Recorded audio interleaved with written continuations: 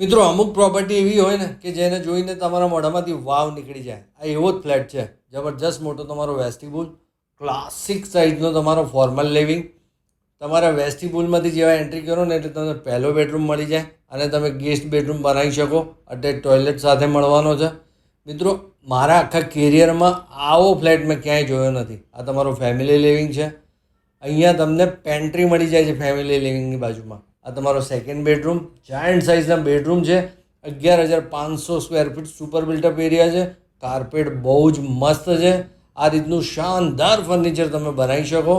મિત્રો આવા ફ્લેટો બહુ જ ઓછા બનતા હોય છે, તો તમે આ ફ્લેટ પૂરો જોજો વિડીયો, બહુ મજા આવે એવો છે. જો છે ને જોરદાર તમારો ચોથો બેડરૂમ.